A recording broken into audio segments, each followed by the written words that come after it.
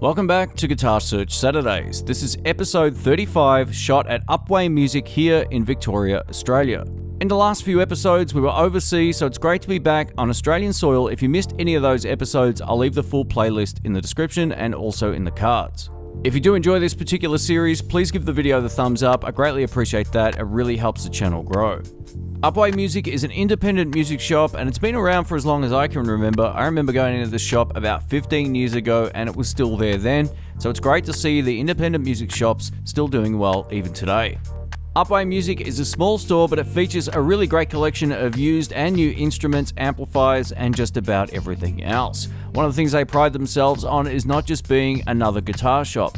They stock some stuff in here that I haven't seen anywhere else and that we also have a chance to play.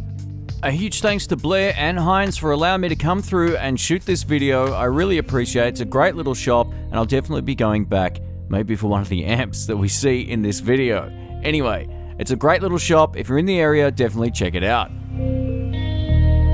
Let's go in and take a look.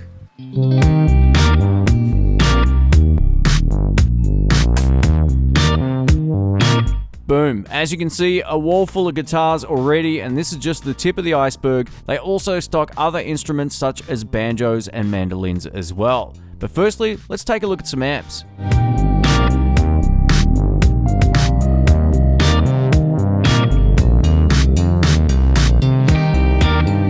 This is the Laney 100 watt Double T 100H head and matching 4x12 box. Like I said, there's some used gear at this store. This Laney features 3 independent channels, and what can I tell you, if you can get a gig where you can crank up a 100 watt amp, this would definitely be a great option. Here we have one of the most unique Fender amplifiers I've ever seen. This is the Fender 75. Usually if there's a drive channel on a Fender amplifier, you'll generally find a channel switching option somewhere. This particular amp has a lead pot right in the center. Turn it off, you get a dead clean sound. Bring it up, you get a dirty sound. Very interesting design, and it also has arguably the biggest speaker I've ever seen on a Fender amp that's a 12-inch speaker. I was dying to give this a shot, so I grabbed my Telecaster out of the car.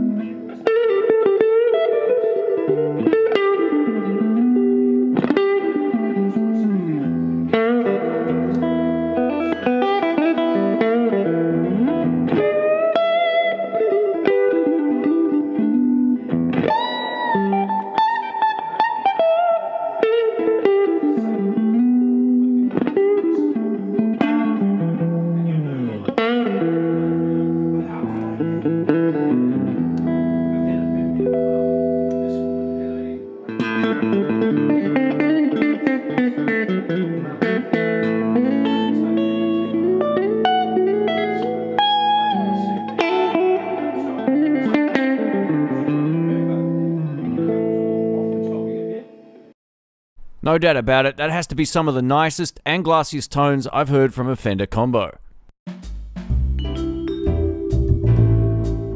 I've said this before, but I think NUX makes some of the best practice amps out there, bar none. This is the 40 watt version, which I haven't had a chance to play yet. After trying the Mighty 20 as well as their BT Lite, both amps are great. I'll leave a playlist in the cards and you can check out how they sound.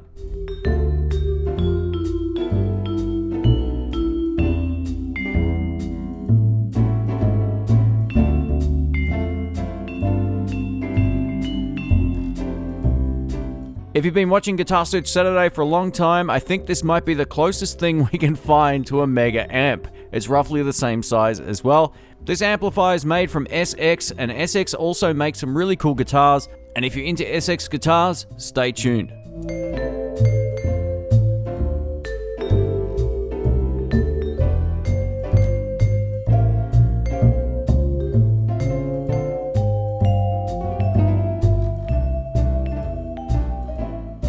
Yep, your eyes weren't deceiving you. This is a Fender clone. It says it's a Tweed Princeton, which is interesting as well. It's made by a local builder, and for some reason this particular one has the Fender logo on the front. It's a little naughty, but it looks cool.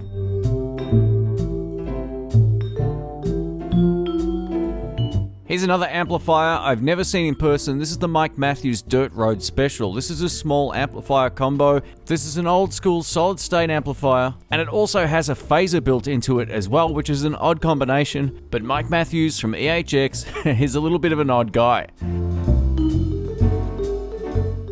And that's right about when I saw this, the Fender Blues DeVille 410. I haven't played one of these for such a long time, and this was in mint condition being a used amp. I had to give it a shot. Let's see how it sounds.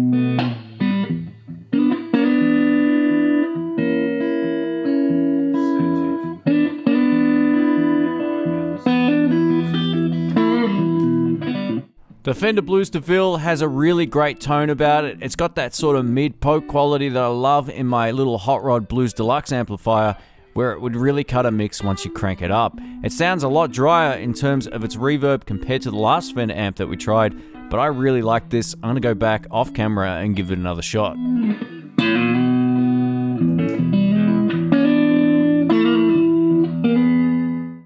If you're a bass player, they've also got you covered, offering a range of practice amps through to small jam and gig amplifiers.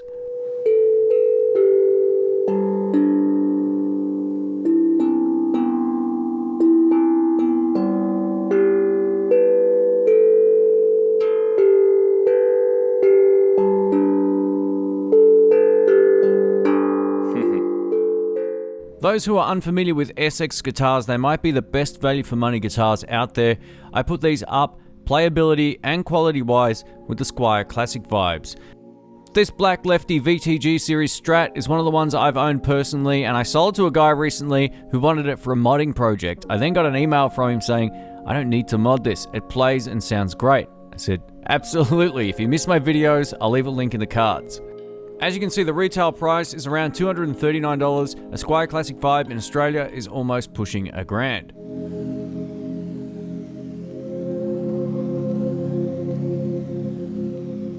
Out of all of the Telecasters I've seen from SX, this has to be my favorite. It's kind of reminiscent of a thin line Telecaster, at least in terms of visuals. This does have the American Swamp Ash body, Canadian maple neck, and check it out, it also has binding on the fretboard edges. These higher end SX guitars do cost a little more, but they're still way cheaper than a lot of their competition.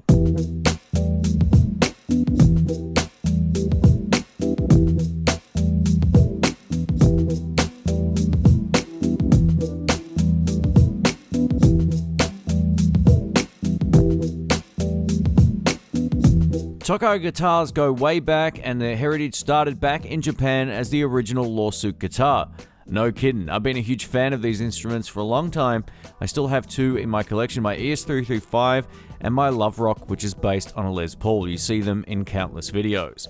Tokai also have a Chinese plant, which is where this particular guitar is from. It's also fitted out with two P90 pickups, which I think look pretty awesome. It reminds me a lot of my old Gibson.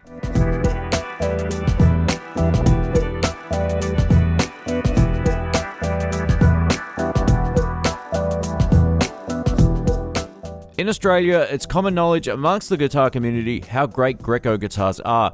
Like the Tokais, these are actually made in Japan, and this particular Les Paul style one is a vintage guitar as well. It's the real deal.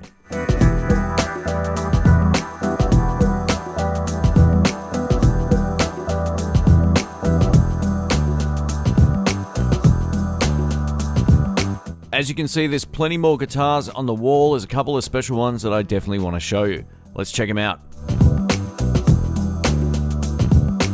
This is what I love about little shops like this. You never know what you're going to find. This is an actual 54 reissue Strat from Fender. It's the real deal. I think the Fiesta Red looks pretty cool, but I'm really digging that bridge tremolo system cover. I think that looks awesome.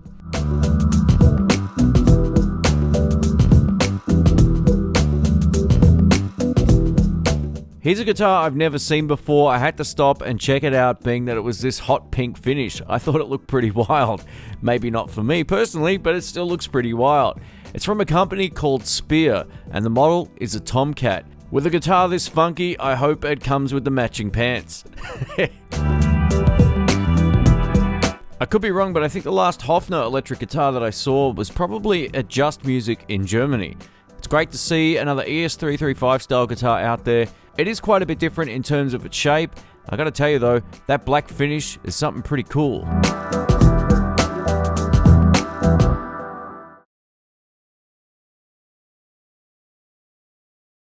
A huge portion of the shop is acoustic guitars as well, so for an acoustic guitar player and you're looking for something at any budget, they have everything from brands like Tanglewood all the way through to Martin. I'll shut up for a moment so you can take a look.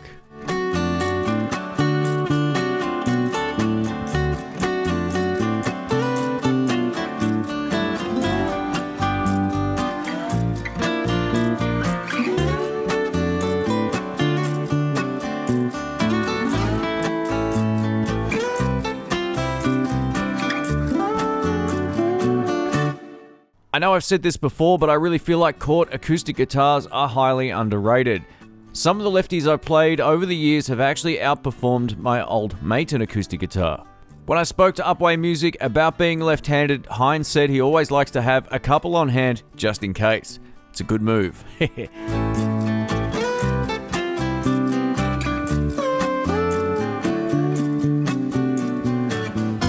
We have a couple of higher end brands on the wall right here. One, Martin, which everybody knows is probably one of the best acoustic brands of all time, and one of Australia's best brands, Cole Clark. When you're talking about Australian acoustic guitar companies, two really come into the conversation, Maton and Cole Clark. Cole Clark have kind of taken the cool approach to their guitars and made stuff that's a little bit different and a little bit more unique in terms of how it looks. One of the strengths of either of those brands, though, is the fact that if you plug them into a PA system, the guitars sound fantastic. Their pickup systems leave the majority of the bigger brands for dead, in my opinion.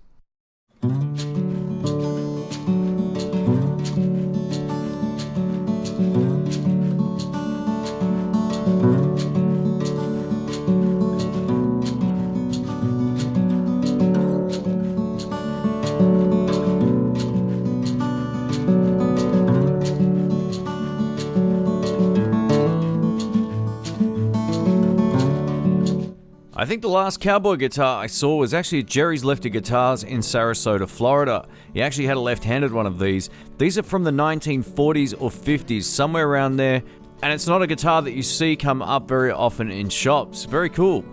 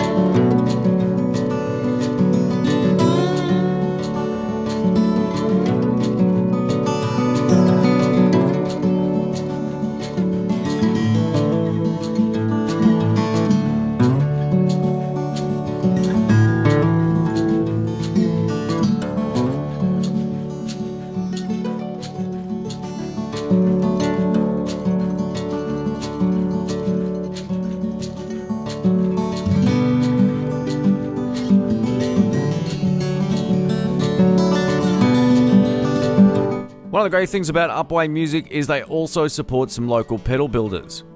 You might remember a couple of years back, I did a video on the Charlie Fuzz from King Pedals, and the rest of these range are also from King Pedals, which I haven't yet tried.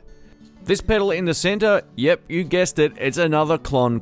It's called the Femtor. King Pedals have tried to keep this as true to the original as possible. They've also included vintage Russian German diodes.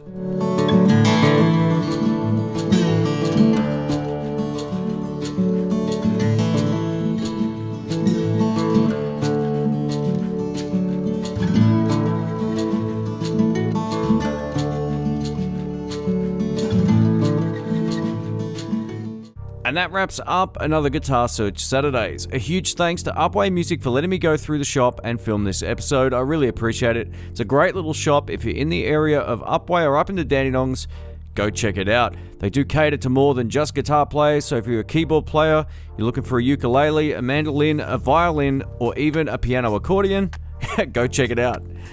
A massive thanks to all my Patreon subscribers, as well as the tier who get their name in the credits. If you'd like to check out more about that, head over to patreon.com/intheblues and you can help support the show. And if you're not into the whole Patreon thing, please give the video the thumbs up, add it to a playlist, or share it with your friends. I really appreciate that. A lot of work goes into these videos, and I hope it shows. Thanks again for watching. I'll see you in the next one.